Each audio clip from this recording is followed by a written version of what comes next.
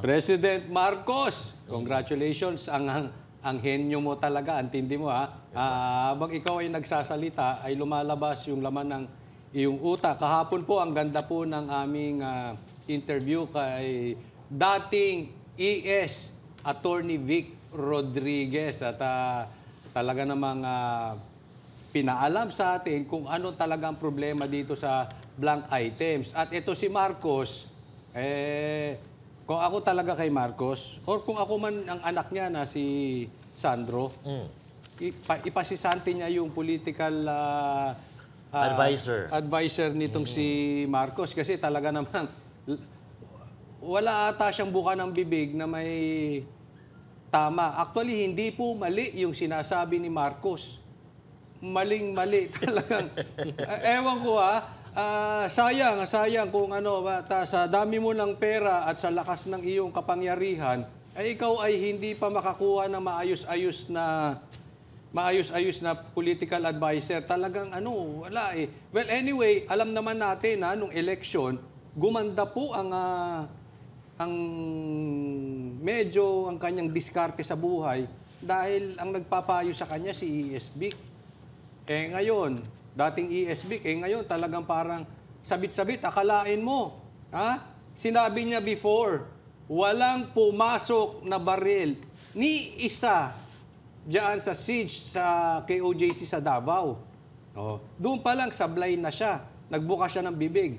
Dapat doon pa lang binatukan mo na yung political advisor mo. Talagang sablay na sablay yun. Ngayon naman, sinabi mo na walang blank items at yung pagsampa nila sa korte ay magsa-shutdown ang government. Doon pa lang, talagang, again, another sablay. Anong walang blank items? Inamin na nga ng tropa mo si Kimbo. Kayo-kayo ang magkakatropa dyan. Di ba? Inamin niya na may blanco. So anong sinasabi ni BBM na walang blank items? Alam mo hindi dapat si Lenny ang tinatawag na lutang. Ikaw, mas lutang ka. Nagmumukha talagang matalino si Lenny pagka binuka mo yung bibig mo. Talaga namang, ewan ko, ako, suggest ko, pwede kaya si Pastor Kibuloy ang nito, political advisor nito nang medyo umayos-ayos naman ang kanyang mga pinagsasabi. Ngayon naman, partner, meron na naman siyang sinabing sablay. Tama na yung before hindi siya sumasagot Kasi before, meron pang doubt kung siya ay bangag o hindi. Pero ngayong sagot niya ngayon patungkol sa hair follicle, talagang sablay na naman Naku, Jay, ano bang masasabi mo dito sa hamon sa kanya ni ESB? Si Samson ba yan? Samson or Gulayat, yun ba yun? Si Samson, yung pag ginupitan ng buhok nanghihina. Takot si parang takot na takot si Marcos na magupitan ng buhok. Baka manghina siya. Hindi kaya baka mamayapa siya pag, pag nagupitan ng buhok. Kasi eto ang hair follicle test ay kapiranggot lamang na buhok.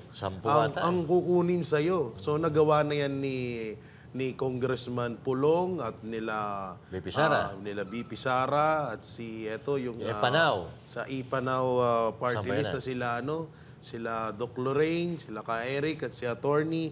So bakit si Marcos ano naman sila, safe naman, buhay naman. Wala namang naging diferensya, hindi naman nagkasakit, hindi naman nanghina. Pero nagtataka ho tayo bakit itong si Marcos Jr. na naturingang presidente ng Pilipinas na dapat siya ang maging halimbawa ng mga politiko na nasa ibaba niya. Siya ang maging halimbawa na magpa-drug test lahat ng politiko dyan sa gobyerno. Bakit parang kinakatakutan niya ito? Ba't takot na takot siya? At ba't ayaw niya magpa-drug test? Hindi naman siguro kawalan ng oras sa pagiging presidente ang magpa-hair follicle test. At hindi rin siguro kawalan sa pagkatao ng isang Marcos President Jr. na magpa-hair follicle test na sa pamamaraan ng magpa-drug test sa hair follicle test. So bakit gano'n? Ba't parang takot na takot si Marcos? Parang ano bang kinakatakutan sa drug test? Kasi ang alam ko, takot lamang ang isang tao sa drug test pag alam mong magpa-positive ka. Yan. Yun ang pinakaalam ko dyan. Pero wala akong nalalaman na yung isang tao ay may kinakatakutan na alam niya naman sa loob niya na siya ay malinis, di ba, mga partner? So, bakit? Ang tanong natin lahat dito, bakit ayaw mong magpa-drug test? Baka mauna ka pang ma-impeach kaysa magpa-drug test, ha? Yan ang mahirap dyan. Yun na Master nga, Judea. yun na nga, partner. Kanina, pinag-usapan natin yung blank items, no? Ayaw niya ng blank items. Ang gusto niya lagi, good items. Ayun. Yan. Good items yan. Iba yun, ha? High class. Ganda yun, ha? Ibang High items class, yun, ha? Good items yan, mga kababayan. Tama kayo, mga kapatid, no? Tama kayo, mga partner. Kasi kung ikaw wala kang tinatago, ako, halimbawa, no? Halimbawa, pinagbibintangan mo ako na ganyan nga, adik ka, bangag ka. Kinaumagahan, kung ako, hindi totoo yung sinasabi sa akin, magpapa-hair follicle test ako, kinaumagahan, at isasampal ko sa iyo yung resulta. Dapat ganun ang gawin ni Pangulong Bongbong Marcos. Kaya nga lang, kapag alam mo na ikaw ay magpupositibo, kung ano-ano lang ang alibay, syempre ang gagawin mo.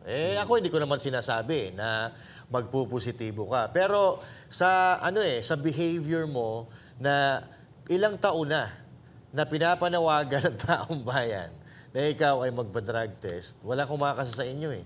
So ano iisipin natin? Ngayon, hanggat hindi kayo nagpapa-hair follicle test, yan at yan ang maririnig nyo sa taong bayan kahit saan kayo magpunta. May dugtong ko lang, no, Sige. Coach Oli at Master. Alam naman natin lahat na yung presidente, wala naman sa batas na ang isang presidente ay bawal magpa-drug test, bawal magpa-hair follicle test. Wala naman sa batas nun eh. Wala. So bakit parang talagang, kasi parang ang pinapakita niya parang okay sana kung nasa batas yan eh. Ito, isang presidente, bawal magpa-drug test. So, wala tayong magagawa doon. Batas natin yun eh. Kaso wala naman sa batas at talagang hindi naman mahirap gawin. Pero bakit hindi ginagawa? Ayun yung pinakamalaking katanungan. Bakit hindi ginagawa? Yung pag-ngiwi, wala naman sa batas yun, ba't ginagawa niya? Tagilid na nga eh. Sige. Partner, kung ako talaga ang tagapayo ni BBM, talagang ang isasuggest ko sa kanya, manahimik ka na lang.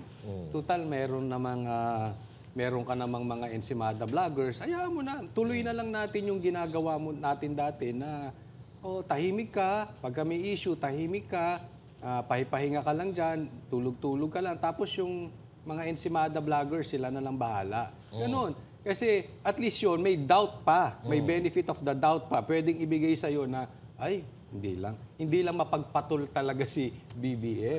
Talagang kasi yan ang ganyan ang image na binild up nila eh. Hindi mapagpatol si BBM, siya ay tahimik lang. Siya ay mabait, makadiyos.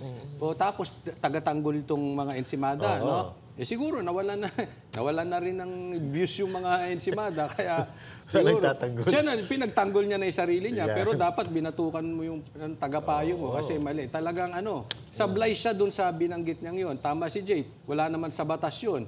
No, pero talagang ititempt ka para sumagot. Yung sagot niyang 'yon, nawala na yung doubt. Hindi ko po pinagbibintangan si Marcos. Ako'y naniniwala na hindi ka addictus masyado. Hindi ka addictus. Pero, yung sagot mong yan, we cannot blame the people. Kung isipin talaga ng tao, ikaw ay bangag. Gumuwi na naman. Gumuwi. Sinabihan ka na nga ni PRRD ng bangag. Tapos ganyan pa ang sagot mo na, tamo ang sagot niya, partner, wala daw connection yung tiwala, yung trust ng taong bayan sa hair follicle test. Sablay. Malaki yun.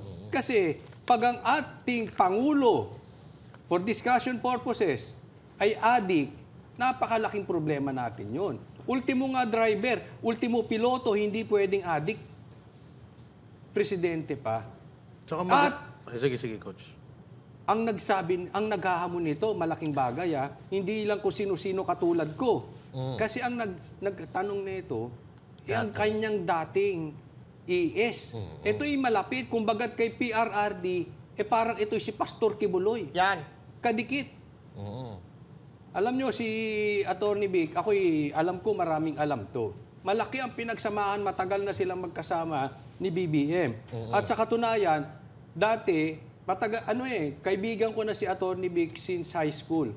At matagal kami hindi nagkita kasi nga napunta siya sa kampo ng BBM. Pero nung yung pagkatapos noon at nagkita kaming muli, yan ang una kong tanong sa kanya. Yung patungkol sa drug test at okay ba sa kanya? At saka tinanong ko rin siya yung nangyari noon na ayaw umattend ng debate. Anong masasabi mo ron? No? Hindi ko maikwento lahat dito yung ikinwento sa akin ni Atty. Vic, pero alam ko katotohanan. Mamaya sa vlog ko. Yun na.